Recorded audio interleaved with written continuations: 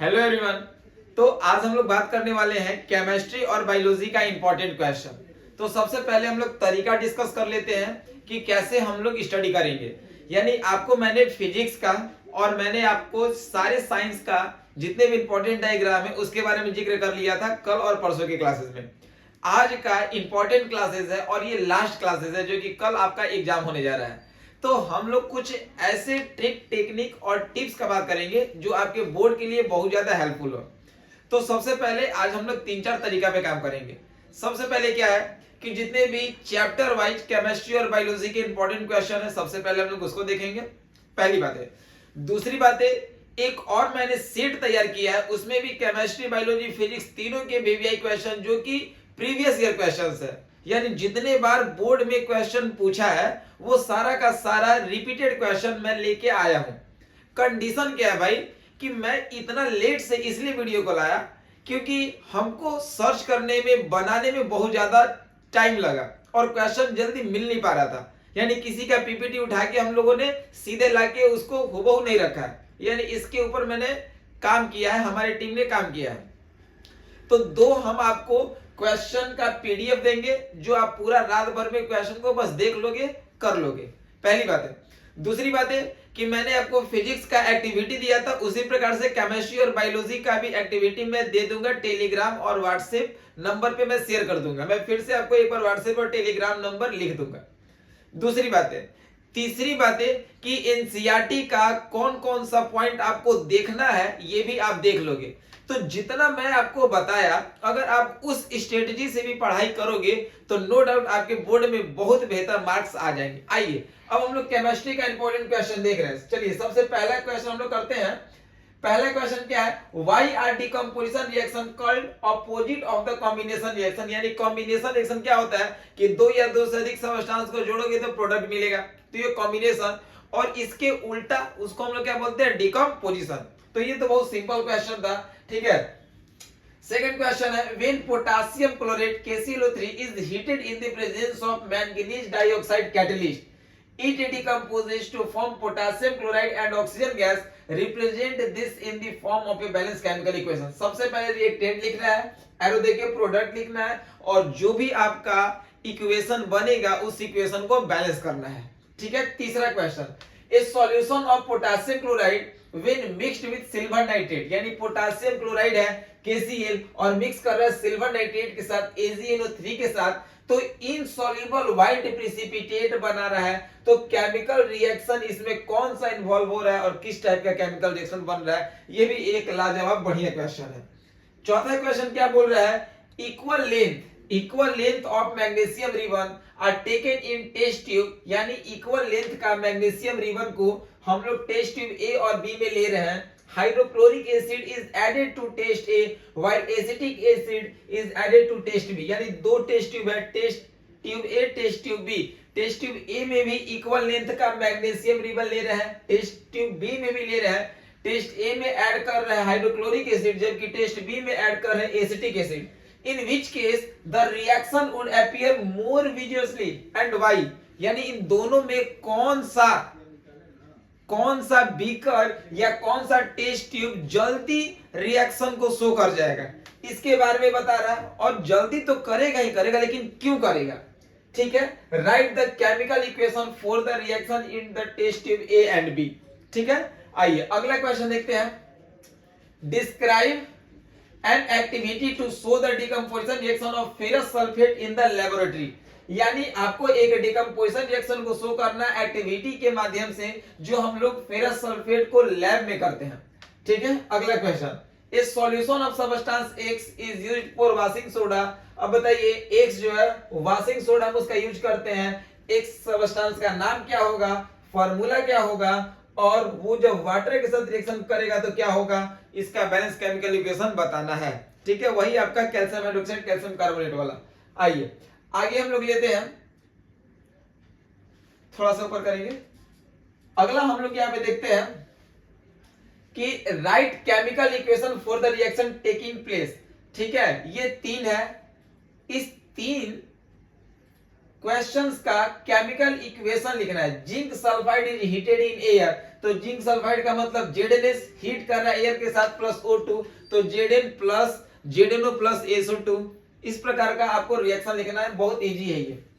हाँ, ये क्वेश्चन अच्छा है। What happen when A strip of lead metal is placed in A solution of copper chloride, क्या होगा जब लीड मेटल को हम लोग प्लेस करेंगे कॉपर क्लोराइड के सॉल्यूशन में। इसका बैलेंस्ड केमिकल इक्वेशन भी आपको लिखना है और रिएक्शन के दौरान क्या ऑब्जर्वेशन दिखाई देगा आपको, ये भी आपको लिखना होगा।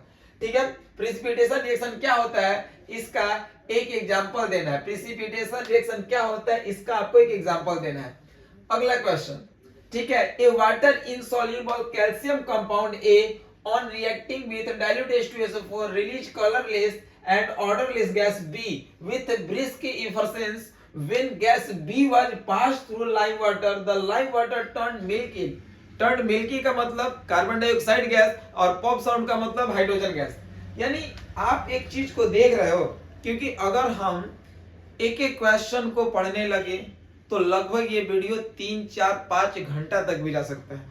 और अभी जो आपका माइंड काम कर रहा है ना, वो थोड़ा सफोकेटिंग टाइप में काम कर रहा है। ये भी पढ़ ले, वो भी पढ़ ले। यूट्यूब पे तो अजीबो गरीब लोग थंबनेल बनाते हैं कि बच्चे का माइंड क्लिक करता है और वहां पे वो क्लिक करके फिर से वीडियो देखने लगते हैं। ठीक है, उसको हम लोग हेलुसिनेशन बोलते हैं कि एक देखे अगले पे गए, अगला देखे अगले पे गए। हम आपको क्या बोलना चाह रहे देख लो। जैसे आप इस क्वेश्चन को देख के आपको तरीका पता चल गया होगा कि हम और हमारा टीम कितना मेहनत किया है इस क्वेश्चन को लाने के लिए।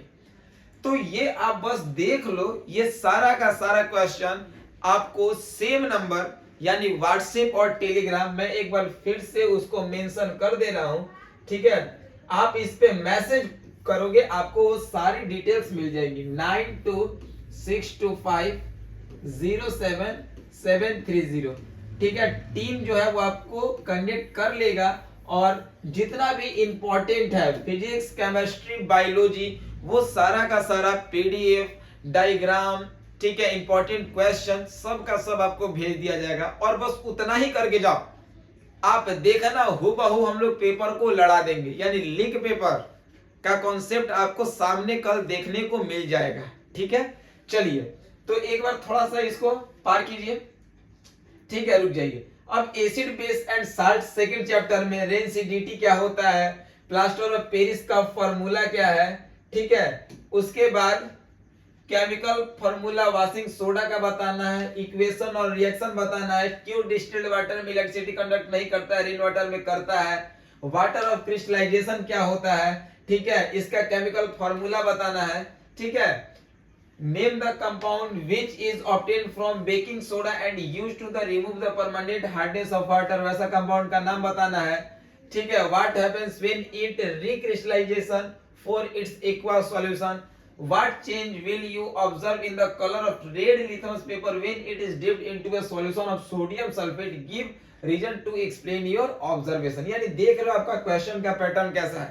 ठीक है, अब थोड़ा सा अगर आगे बढ़ेंगे तो इसी तरीका से आपके पास ये सारा क्वेश्चन है। ठीक है, अगला आओगे कार्बन एंड इट्स कंपाउंड। तो कार्बन कंपाउंड में देखोगे कि write the name and structure of an aldehyde with 4 carbon atom in its molecule. यानी अल्डिहाइड का नाम बताना है जिसमें 4 कार्बन हो। तो एक तो फंक्शनल ग्रुप में CHO है, 3 अल्काइल वाला ले लो तो C3H7CHO, नाम होगा ब्यूटानल। ठीक है, अगला नेम द फंक्शनल ग्रुप, बताइए इसमें कौन सा फंक्शनल ग्रुप है। तो इसमें कीटोन है, इसमें एसिड है, तो इसका नाम हो जाएगा 1 2 3 यानी प्रोपानोन हो जाएगा, या फिर मिथाइल मिथाइल डाइमिथाइल कीटोन, इसको एसीटोन बोलते हैं। एसिड का बात करोगे 2 1 3 है, 3 के लिए प्रोपानोइक एसिड होगा। ठीक है, अगला करो, give a test for experimentally distinguishing between an alcohol and a carboxylic acid. Experimentally differentiate करना है कार्बोक्सिलिक एसिड और सेकंड अल्कोहल के बीच में। ठीक है, और कैसे इनका टेस्ट जो है वो चेंज होता है, मतलब कोई एक्टिविटी के द्वारा भी आपको बताना है। अगला question, when you add sodium hydrogen carbonate to acetic acid in a test tube, क्या होगा जब आप सोडियम हाइड्रोजन कार्बोनेट यानी बेकिंग सोडा को ऐड करोगे किसके साथ, एसिटिक एसिड के साथ, किसमें, एक टेस्ट ट्यूब यानी एक बीकर में। ठीक है ना, and liberate immediately with brisk effervescence, और देखोगे कि जैसे ही रिएक्शन होगा तो आपको वो कुछ धीरे धीरे वो गैस का भी फॉर्मेशन होगा और वो जल्दी होगा। Name this gas, describe the method of testing this gas. ठीक है, आपको गैस बताना है कि किस मेथड से वो गैस निकलेगा और किस प्रकार से निकलेगा गैस का वो टेस्टिंग क्या होगा। आइए अगला क्वेश्चन लेंगे, what is meant by homologous series. Homologous series बताना है और बताना है कि इनका नाम क्या होगा। Gas liberated when ethanol react with sodium metal, how do we get ethene from ethanol? Write a chemical equation to justify your answer. State the role of acid in this reaction. ठीक है, तो इस प्रकार से आपका ये question दिया, देखिए मिसल्स वाला भी दिया हुआ है। ठीक है, उसके बाद ऑयली स्पॉट जो है वो हार्ड वाटर से कैसे रिमूव करते हैं। तो जितना भी बेहतर क्वेश्चन है वो हम लोग बेहतरीन क्वेश्चन देने का काम यहाँ पे किए हैं। ठीक है, अगला यहाँ पे हम लोग देखेंगे, आगे करेंगे। चैप्टर आपका पूरा गैप है। हाँ, अब आइए लाइफ प्रोसेस, बायोलॉजी। ठीक है, तो why do we fish die when takes out of water. जब आप मछली को बाहर निकालोगे तो वो मर जाएगी, ऐसा क्यों। अगला question, why is diffusion insufficient to meet the oxygen requirement of the multicellular organism. यानी डिफ्यूजन इनसफिशिएंट मात्रा में जब आपको ऑक्सीजन नहीं मिलेगा मल्टीसेलुलर ऑर्गेनिज्म को, तो उस समय क्या कंडीशन होगा, क्या घटना घटेगा। नीचे कीजिए, यानी आप देख रहे हैं, एक बार थोड़ा सा स्लाइड सरसरी निगाह से आगे बढ़ा दीजिए। ठीक है, इसका मतलब कि आप ये देख रहे हैं कि जितना भी इंपॉर्टेंट क्वेश्चन है, बढ़ाते चलिए, जितना भी इंपॉर्टेंट क्वेश्चन है वो आपके सामने यहाँ पे दिखाया जा रहा है। ठीक है, ये सारा आपका इंपॉर्टेंट क्वेश्चन है जो आपके बोर्ड में आता है। ठीक है, तो ये क्वेश्चन हम आपको टेलीग्राम पीडीएफ के फॉर्मेट में भेज देंगे, क्योंकि देखो बाबू एक्चुअली है क्या ना कि अगर अभी आपको हम एक एक क्वेश्चन को समझाएं तो बाबू समझाएंगे तो एक क्वेश्चन को हम एक्सप्लेन करने में 10 से 15 मिनट लेंगे। सोचो मेरे पास अभी 150 से 200 क्वेश्चन है, और ऐसा नहीं कि वो क्वेश्चन आपको हैक्टिक है, सारा मजे से क्वेश्चन आपका सॉल्व होगा, सारा थीसिस बेसिस है, मतलब उसके ऊपर कुछ थिंक आउट किया गया है, तब जाके उस क्वेश्चन को हम लोग निकाले हैं। ठीक है, तो थोड़ा सा और ऊपर कीजिए। ठीक है, यानी ये सारा आपका क्वेश्चन है, धीरे धीरे लेके चलिए।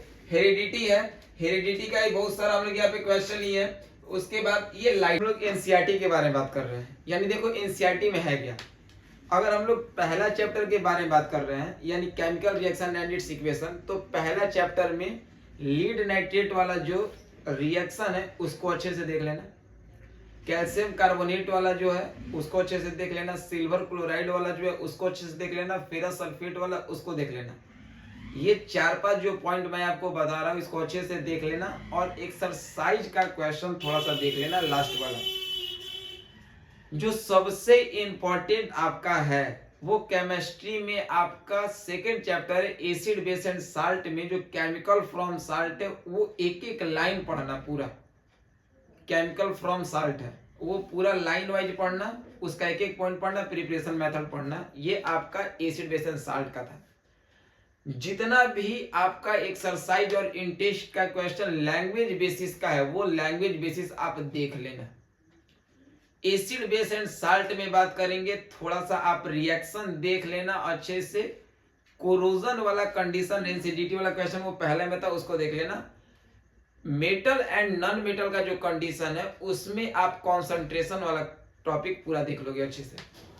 कार्बन एंड इट्स कंपाउंड में आप फंक्शनल ग्रुप, नोमेनक्लेचर 2 पोर्शन, उसके बाद chemical properties, soap and detergent, इतना ही डिटेल में एनसीईआरटी से पढ़ना है, पूरा केमिस्ट्री इतना ही है। बायोलॉजी में आपको अब लास्ट टाइम में क्या करना है, एक्टिविटी तो मैंने कल आपके साथ डिस्कस कर लिया था। अब एक बार बायोलॉजी आप बस लैंग्वेज वाइज पढ़ लोगे, लाइन वाइज, ठीक है। और फिजिक्स में क्या करोगे कि फिजिक्स में जितना मैं आपको क्वेश्चन दिया हूं बस आप वही क्वेश्चन को करोगे, ठीक है। एक्सरसाइज का क्वेश्चन लाइट का कर लोगे, लाइट का एक्सरसाइज का क्वेश्चन, ह्यूमन आई का एक्सरसाइज का question, magnetic effect of electric current, जो बोर्ड में क्वेश्चन डायरेक्ट आया है वो सारा क्वेश्चन है, तो ये आपको करना है और इसी को करके आपको बोर्ड में जाना है। यानी 3 क्वेश्चन आज मैं आपको 2 पीडीएफ दे रहा हूं, ठीक है, और पीडीएफ के बाद एनसीईआरटी का जो तरीका बताया वो तीनों करना है। फिर मैंने आपको एक्टिविटी वाला ही पूरा दे दिया था, उसके बाद मैं डायग्राम भी आपको पूरा दे दिया था। इतना आप कर लो, आपका बोर्ड का एग्जाम साइंस का बहुत बेस्ट जाएगा। All the best. और आप कल फोड़ के आओ अपने एग्जामिनेशन को, ताकि मिलते हैं हम लोग कल फिर। Okay bye, take care.